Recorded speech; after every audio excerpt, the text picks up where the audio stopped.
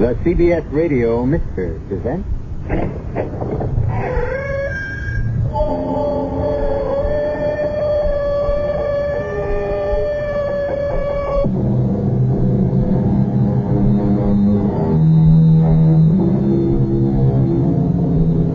Come in.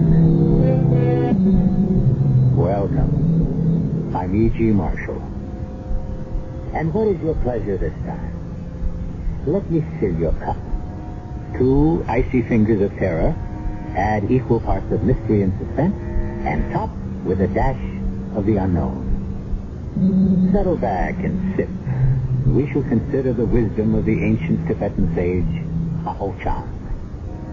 One day a disciple asked, Master, is the book of each man's life written by himself or by the immortal God? And the Holy One replied, by both. The gods write only 2 pages, the first and the last. Man writes all the others himself. And if the Master has spoken truly, perhaps each of us might stop to consider what he has written now and then. Our story this time deals with the page before the last in the book of a young lady's life. One moment, Sergeant. Yes, what is it? I intend to kill you. What? Put down that pistol. Well, certainly. After I fired it. You can't kill a police officer in broad daylight and hope to get away with it. I'm sure I can. Just a minute. Now, it won't do you any good to rush me. I can squeeze this trigger faster than you can move. Stop. I don't believe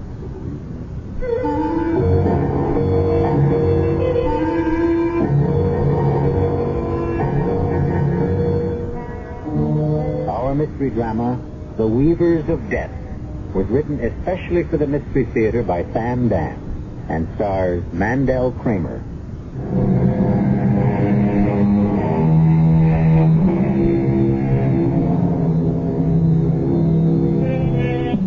Here is Eleanor Brody walking down the street on a quiet, sunny Saturday morning, on her way to Frank's Market to buy a packet of special British breakfast tea.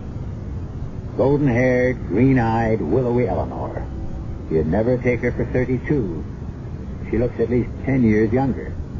But that doesn't matter anymore. She'll never see 33. Tall, attractive Eleanor Brody is about to become a statistic. And as Eleanor enters Frank's Market, Frank himself is at the register. Bald and chubby, good-natured Frank. And he's about to become a statistic, too. And, waiting to pay for her purchases, elderly Mrs. Augusta Stewart. Soon she will also be a statistic. Look through the window. A car has just pulled up. A thin, very pale young man steps out. His right hand is in his jacket pocket. He is headed for the store. For lack of a better name, let us call him a maker of statistics.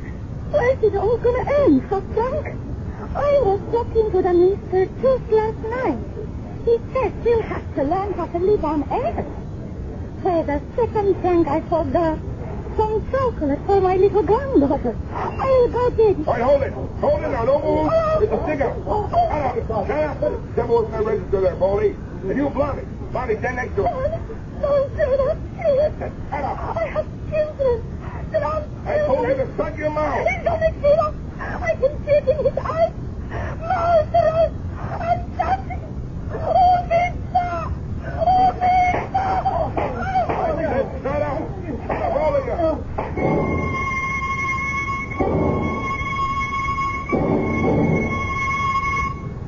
No, we got nothing on it. It was a stick-up, and it's a new breed of punk. The old-time guys, they'd at least let you live. These crumbs, you don't give them the money, they kill you. You do give them the money, they kill you.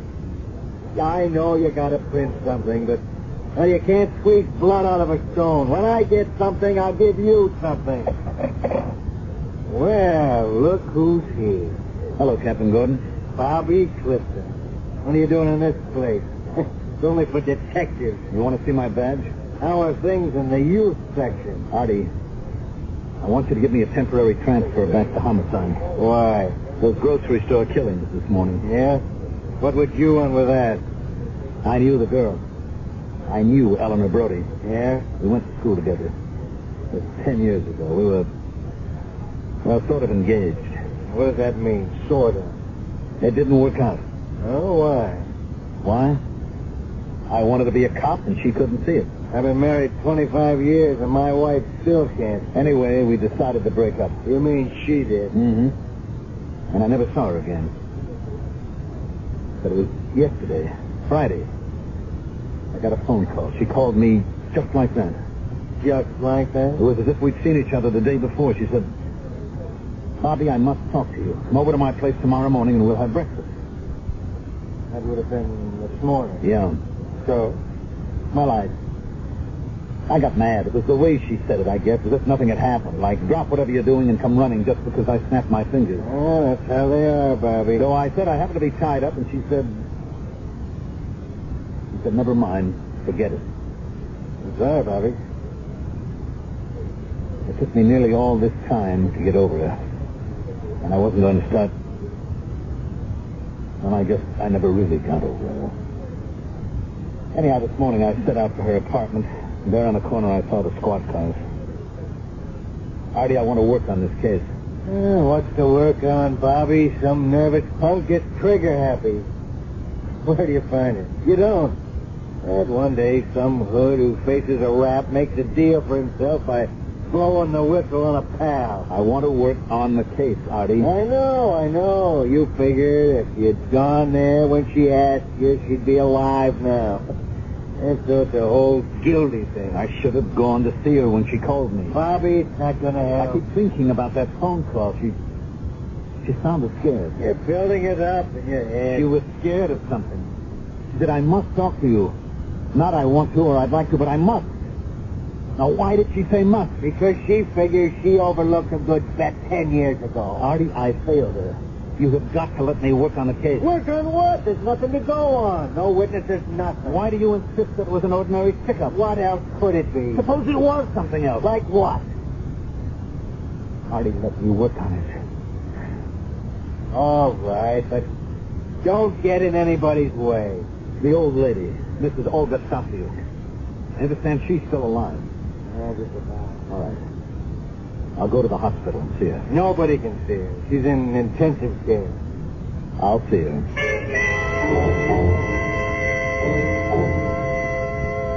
I know, Sergeant, this is important for the police, but the patient can't see anyone. Doctor, she doesn't have to see me. I just want to see her. You mean you just want to look at her? Why? The nurse says she keeps muttering something. Now, perhaps I can catch a word or two. Oh, all right. As long as she isn't disturbed. Funny how things are interrelated, Sergeant. What's that, Doctor? These two women, the young one who died and Mrs. Stasiuk, who may not live out today. Now, the younger one, Miss Brody, her name was, she was here about a week ago. What for? It was midnight. She couldn't reach her own doctor, so she came to emergency. Why? But it seems she had a very severe, serious skin irritation all over her arms and back. What caused it? I don't know. She didn't want to stay for tests, so we gave her something for superficial relief. She probably consulted her own physician the next day, and here she is, in the hospital again. This time in the morgue. Oh, you want to see Mrs. Stasiuk?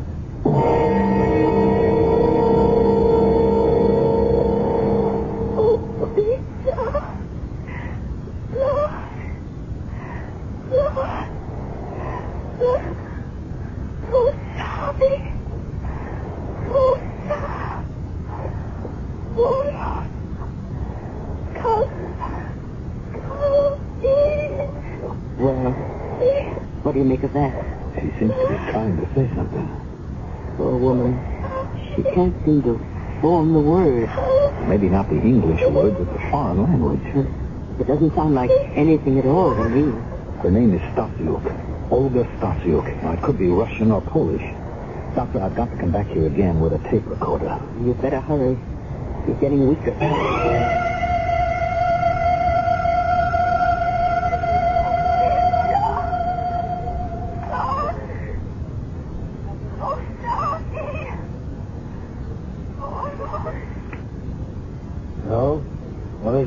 give you? It's Russian, Artie. Russian.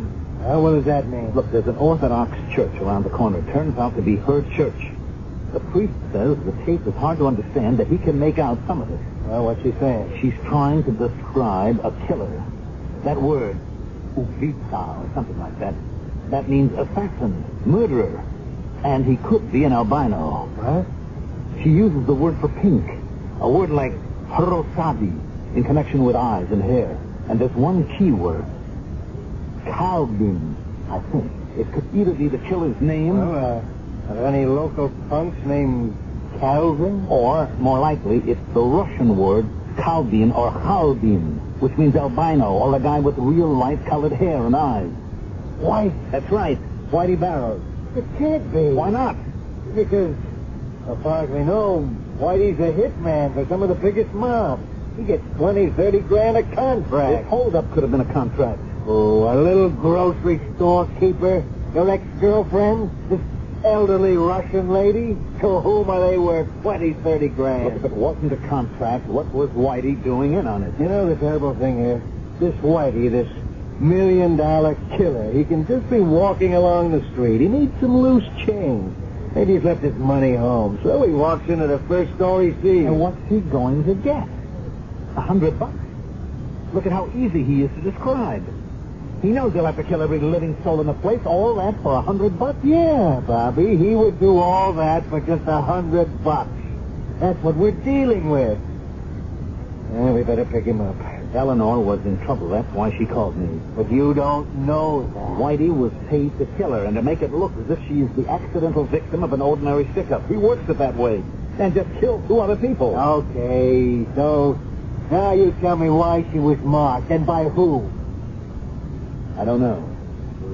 Maybe she was running around with Whitey and she might have done something he didn't like. Yes, like what? I don't know, like what.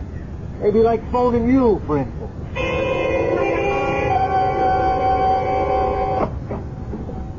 Yes? Dora Hastings? Yes. I'm a police detective. May I come in? Oh, of course, please do. Thank you. It's about Eleanor, isn't it? I've already talked to some other officers. You were her roommate? Yes, I still can't believe it. I mean, here was a girl with everything to live for. The breaks were really starting to come her way. What breaks? You name it, all of them. She'd finally broken into the design field. She got that great consulting job with Wainwright. Yes? And she was getting married. Yeah, she grew up at last. She figured it was time to put out the torch. The torch? Oh, some fellow she'd gone to school with years ago. They had an argument over something or other, and that was it. For years, maybe she thought he might call her, but he didn't. Can you believe a thing like that? Yes. So she settled for the boss's nephew at Wainwright. Can you imagine settle for Lester Crane? Settle for a guy who has either $30 or $40 million? But that's how she put it. She was one of a kind, that girl. Tell me, recently, did she seem upset about anything? Well, yes, I would say so. Can you tell me what it was? I don't know. I asked her, and she said it was just nerves. What reason would there be for nerves, as she put it? Well, that's what I could never understand. She was sitting on top of the world, yet she was terrified. Terrified? Pretty strong word. It is. She was terrified. But weren't you concerned? I was. But if she made up her mind not to tell you anything, you couldn't shake her. Yes, I know. You know? How would you know that? Oh, I know girls like that. Now, you have no idea what could have caused her to be so frightened. No. Besides, does it matter anymore? She's dead. Try to remember everything you can about her being frightened. Just how bad was it?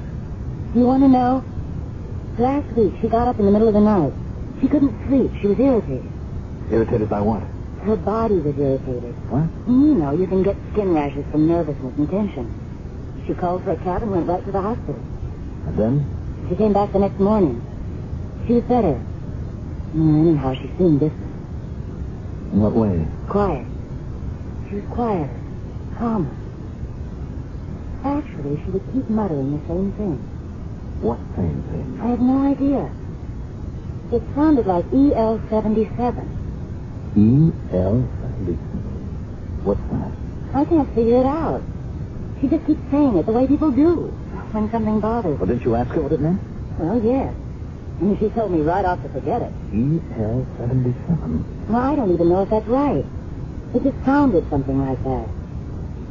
Well, yesterday she said, there's only one man in the world who can help me. She was going to call this fellow and ask him to come see her. Did she say who? No, I was in the other room when she called him.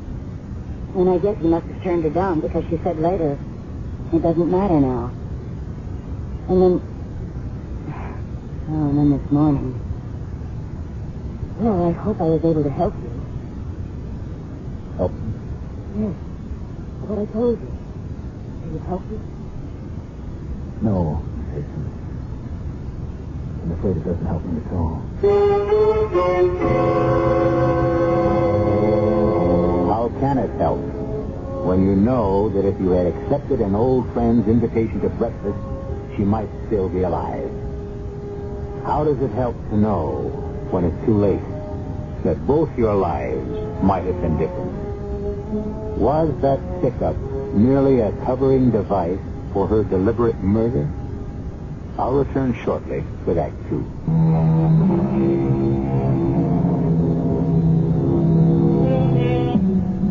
The world should turn on love and understanding. Instead, it seems to be spun by vanity and pride. So many people could prevent so many problems.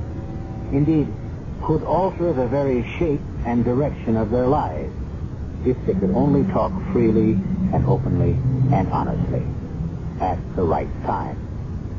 10 years ago, obviously, Eleanor Brody and Bob Clifton couldn't do it. And today, she has been killed during what appeared to be a grocery store robbery. And he is the detective investigating the case. Sit down, Sergeant. I'm sorry to disturb you at a time like this, Mr. Crane. I understand. You were Miss Brody's fiancé. Yes, I was. Tell me, did she seem to be upset recently? Upset? Why should she be upset? Oh, Sergeant, this is my uncle, James Wainwright. I was told there was a police officer in the house. What can we do for you? I want to ask a few questions. Yeah? Why? Uncle Jim, it should be obvious why. It isn't obvious to me, and besides, I didn't ask you. After all, what is there to ask? She was killed in a holdup, wasn't she? Well, wasn't she? That's right. Unfortunate coincidence.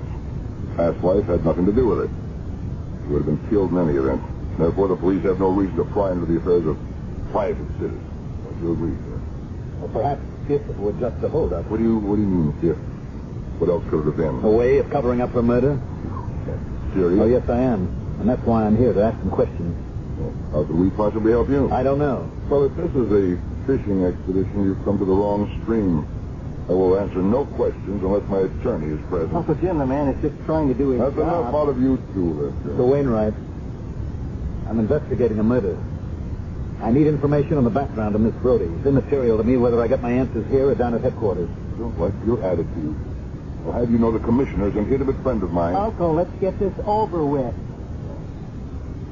Well, what do you want to know? Miss Brody, did she seem upset lately? Well? No.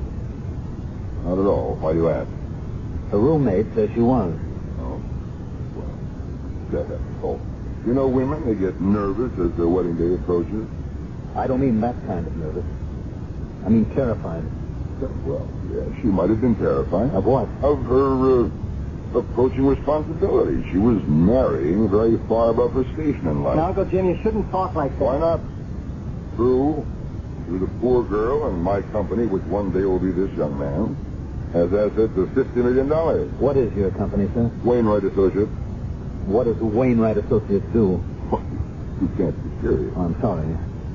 We import textiles, all kinds of textiles from all over the world. Yes? And we sell them to various manufacturers. I see.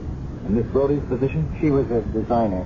We maintain a design service for many of our clients. Well, that should end the inquisition. Tell me, would either of you be aware of a man with a very light complexion, almost no coloring at all? Why do you ask? It's important to our investigation. No, I'm aware of no such person. Mr. Crane? No? I have a question. Yes? My nephew here, Lester Crane, He gave Miss Doty a great many gifts. Are they recoverable? Uncle Jim, how can we talk about that now? These things have to be faceless, sir. Now, Sergeant, what procedure do we follow? It seemed to me that your attorney could advise you.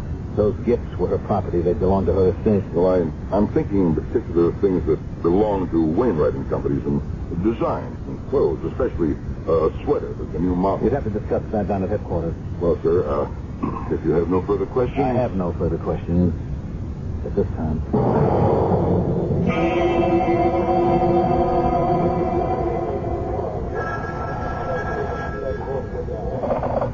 Yeah, Captain Gordon. Yes, there may be a break on those murders. But so far we got nothing to give out. Look, Charlie, things are rough all over. Bobby, what have you got? Sore feet, Captain. Well, you did want to investigate some murders. Where are we?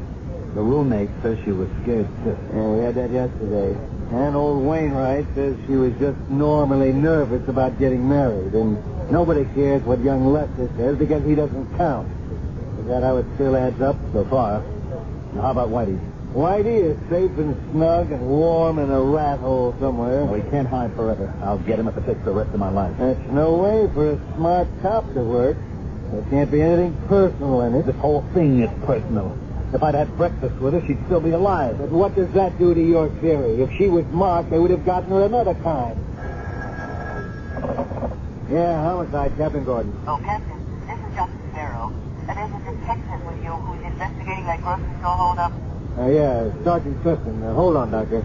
Bobby, it's Dr. Sparrow at General Hospital. Sergeant Clifton. Oh, Sergeant, I know you people are very busy, and this is probably nothing. Well, let me judge that, Doctor. Well, I mean, on the face of it, I wouldn't even think that there's any evidence. Well, you must have some reason for calling me.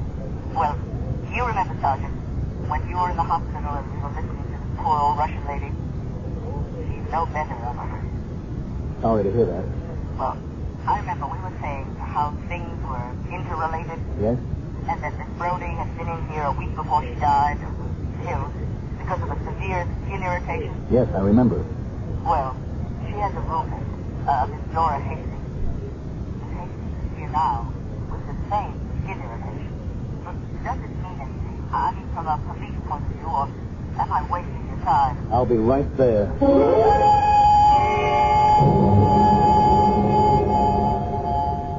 Actually, she came in last night. She's much better now. We treated her. She can go home tomorrow. What caused it, Doctor? Well, it's a sweater. A sweater? Probably the most beautiful sweater I've ever seen. Just brilliant color, lovely design, but... But what? But there must be something in the dye. It seems to have a very strong alkali base. It can give a lot of trouble, especially to people with sensitive skin. Hello, Miss Hastings. Oh, am I in trouble with the law? Why should you be in trouble with the law? For taking the sweater. I don't know anything about that. I've been punished enough. Take it back. Put it with all her things. I don't want it. Why don't you tell me about it? I knew something would happen to me. What? I never stole anything in my life. So the first time I weakened. So what did I take? I didn't try to steal any of her jewelry or anything that was really valuable. I just took the sweater. The sweater? Well, who'd miss it or know anything about it? I couldn't resist it. It's so pretty. So look at what happened. My arms. Certain people, and I'm one of them, should never steal. Please, take it back to the apartment. All right, now you decided to take the sweater. I wore it when I went shopping and out to dinner. And then a couple of hours later, I felt as if my whole body were on fire. Say, that's what must have happened to Eleanor the night she had to come here. She'd worn the sweater, too. Are you sure? I'm positive. And where did she get the sweater? She brought it home from the office. It's one she designed. You mind if I take it? Please.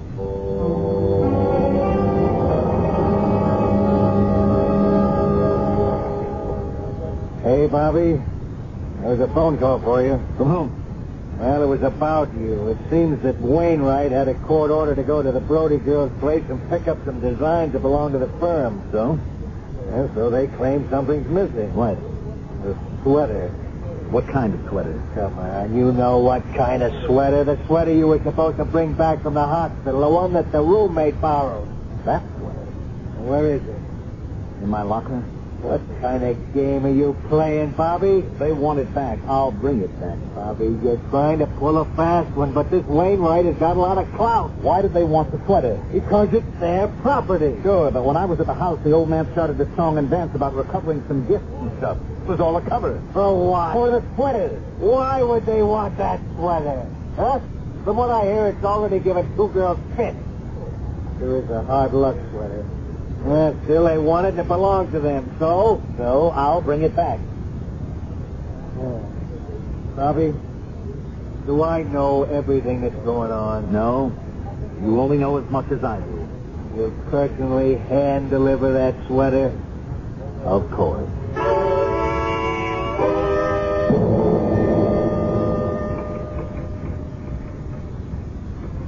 Yes? I'd like to see Mr. Lester Crane. Police? Oh, wow. You don't look like a cop. No, why not? You're cute. Did you know Eleanor Brody, Miss, Carter. Melba Carter. Miss Carter? Oh, sure. We both come here about the same week 9 years ago. We both sat at the same desk. She went up. All the way up. She even got the boss's nephew. Tell me, did she seem nervous lately? Oh, I don't know. I'm sorry to say I was so jealous of her I couldn't really see straight.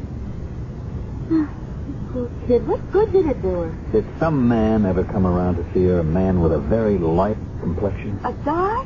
He? Oh, no. Why would you want to ruin the world's greatest setup? There was a guy on the side. He was kept out of sight. Would you tell Mr. Crane that I'm here, please? Don't you want to ask me any more questions? Maybe later. Thank you, Sergeant. It's a beautiful sweater. I've never seen such brilliant colors and the design. Yes, well, it's... I'm sorry there was this misunderstanding. I had intended to return it on my way to work. It's all right. Look, I want to apologize for my uncle. He lives in a world of his own. I understand. He belongs to another time, another place. Mm-hmm. You were Eleanor's fiancé. What did you say? Oh, I'm sorry, I was just thinking out loud. Yes, I was her fiancé, and, I owed her so much. You see, because of her, I stood up to my uncle. He was opposed to our getting married. Why? Why? He wouldn't need a reason. He's so contrary. And, I always yielded to his judgment, but not this time. Yes. Miss Green, there's been an inquiry concerning EL-77. EL-77? And you told me that... EL-77? And you told me you'd handle everything there yourself, so I... Place that call on hold, and I'll pick it up very soon. Sergeant, is there anything else you want to know? I have some very important things. No, I've taken up enough of your time. Goodbye, Mr. Crane. EL-77. Once again, a combination of letters and numbers. And what do they mean? One thing is certain. They have the power to make people nervous.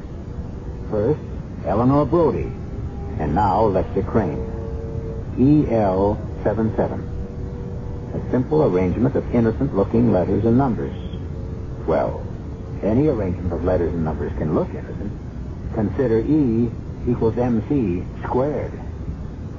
I'll be back, hopefully in just a few moments with Act 2.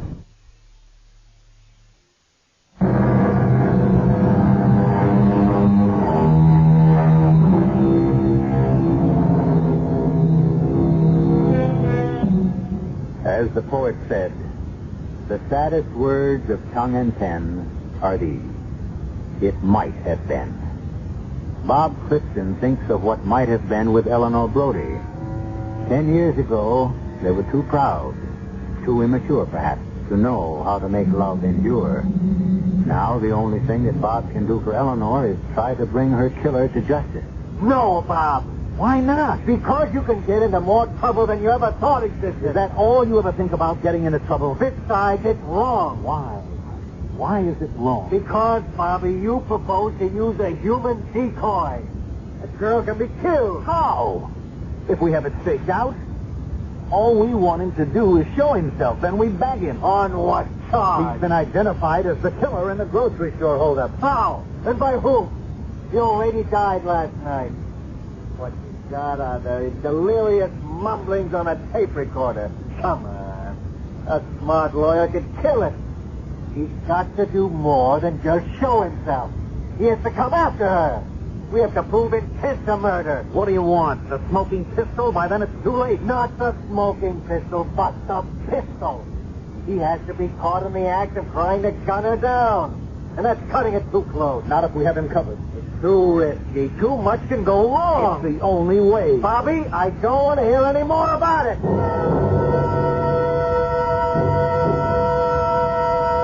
You don't have to do it, Miss Hastings. But I want to. This could be very dangerous. I don't care. It's the least I can do for Eleanor. I shouldn't ask you to do it either. It's just that I have to get that killer. I understand. Let me make a confession, Miss Hastings. You don't have to. I'm the man Eleanor spoke to last Friday. I knew that. You knew? How? Oh, woman's intuition, maybe. But you had to be the man. Do you want me to make that call now? Yes. And say exactly what I told you.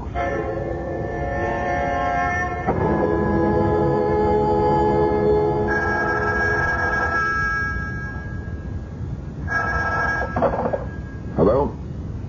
Mr. Wainwright? Yes? Mr. Wainwright, I was talking.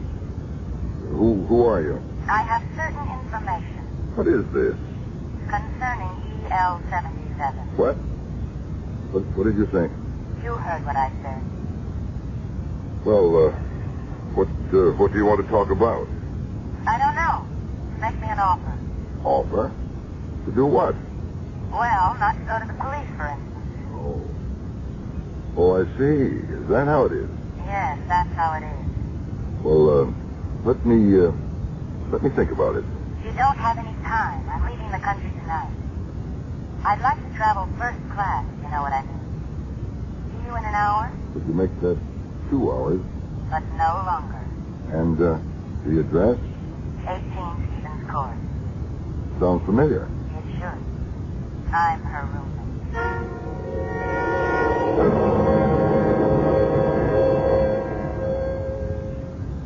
Anyone moving up the street? Not yet. Are you sure this is the only entrance to the building? Yes, he couldn't get in any other way. All right. You have to come up the street. Walk in the front door. Come up the stairs, knock on your door. Now, don't stand near the doorway. He might shoot through it. Leave the door unlocked. When he knocks, you say, "Come in, it's open." When he walks in, I'll be ready for him. And keep out of sight. Look, down the street. Is that someone coming? Stand by the side of the window. If that's our boy, don't let him see you. I know Mr. Wainwright. It isn't him. No, it wouldn't be Mr. Wainwright. It would be an employee of his. Can't see too well in this dark, but I'm sure that it's It's who? the man who killed Eleanor. So quiet. You can almost hear his footsteps. Wait. There are men getting out of those cars. Look. Hold it, Whitey! Freeze!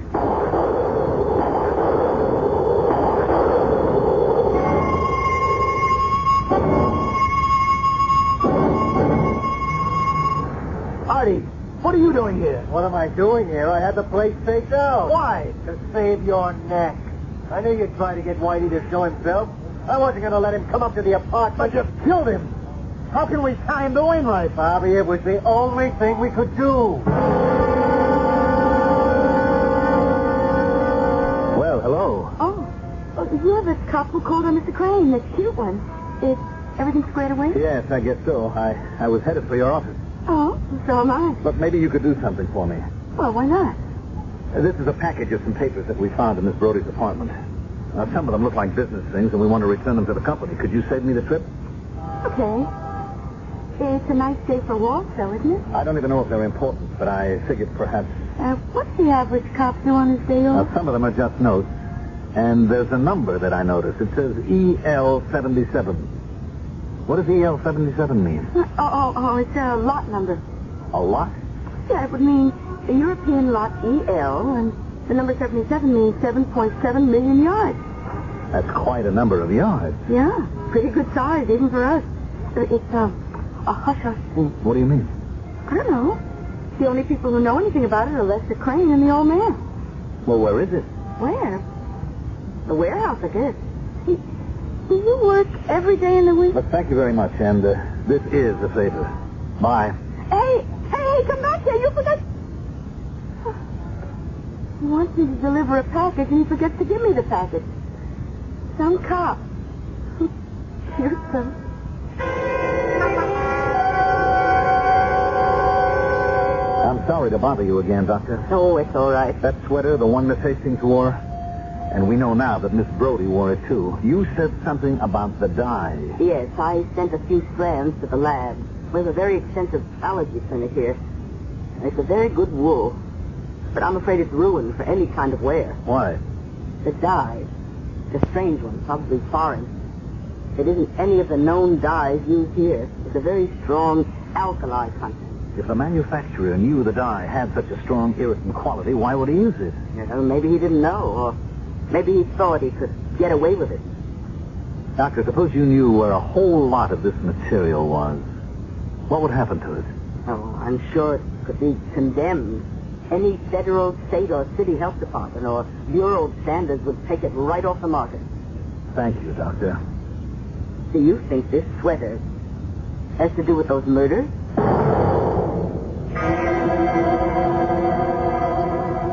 I don't mind telling you, Sergeant, I'm not in the habit of receiving the police at this hour of the night. I'm here on official business, Mr. Wainwright. Indeed. Well, then why not conduct it during business hours? I have here a few strands of a wool material. Where did you get that? From a certain sweater. Oh. Well, what's that to me? This sweater was a sample. It was to be duplicated and sent out to Wainwright customers to show the brilliant colors that were a part of a certain imported lot. How dare you pry into the business of my company? European lot 77. The dye in it makes the material unfit for human clothing. That is a lie. Is it?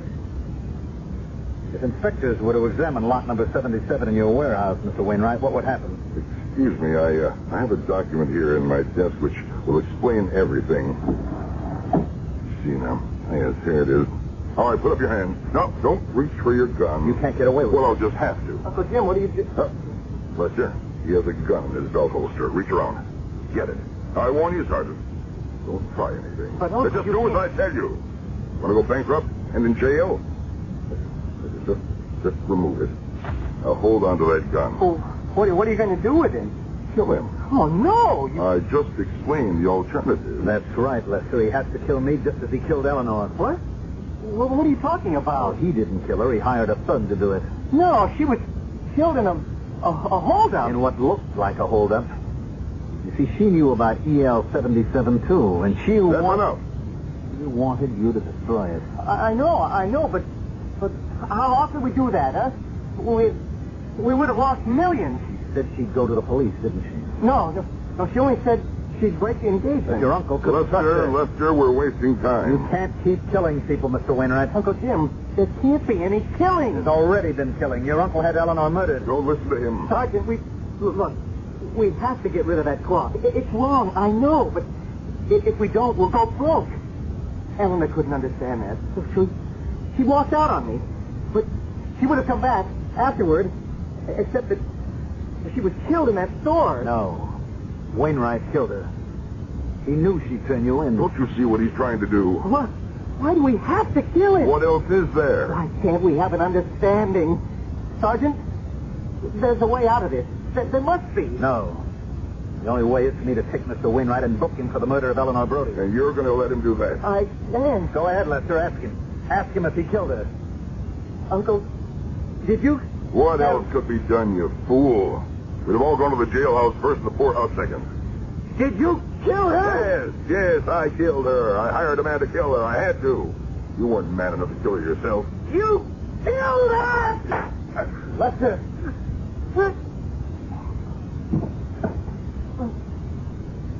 My uncle? Afraid he's dead. I hope I die, too. I'll call an ambulance. Please. I have to tell you this first. I just shot him. So, to prove something to you. To me? Why? Because she told me everything about her past. That she'd always been in love with a man named Bobby Clifton. That's you, isn't it? Yeah, that's me. You see, I killed him because she finally made a man out of me. She taught me how to stand up to him. And I did. Didn't I, Bobby? Yeah. Yes, but, you did. The old man is dead. The nephew recovered. Lot EL-77 was destroyed. It would be nice to report that Bobby married Dora Hastings and Lester married Melba, but we're not in business to tie up neat little packages. All we have done is open up the book of someone's life, glanced at a page, and returned it to the shelf, as I shall be returned to you in just a few moments.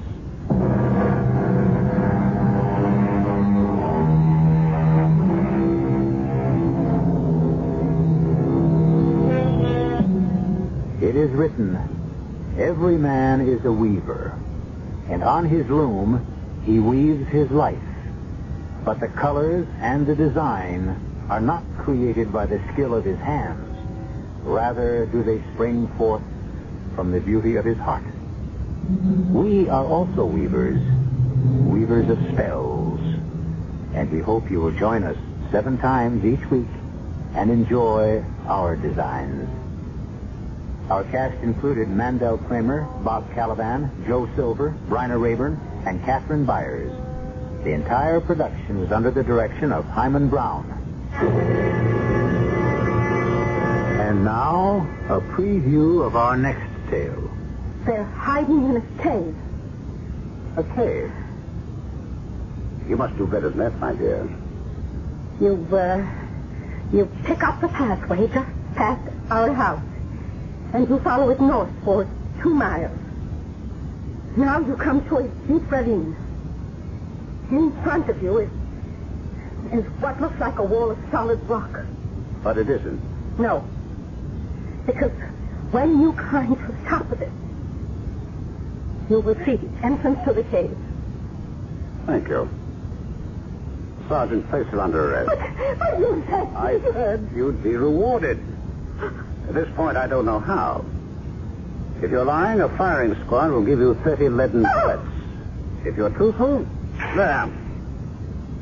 there are 30 silver krona. Radio Mystery Theater was sponsored in part by Buick Motor Division. This is E.G. Marshall inviting you to return to our Mystery Theater for another adventure in the macabre. Until next time, pleasant dreams.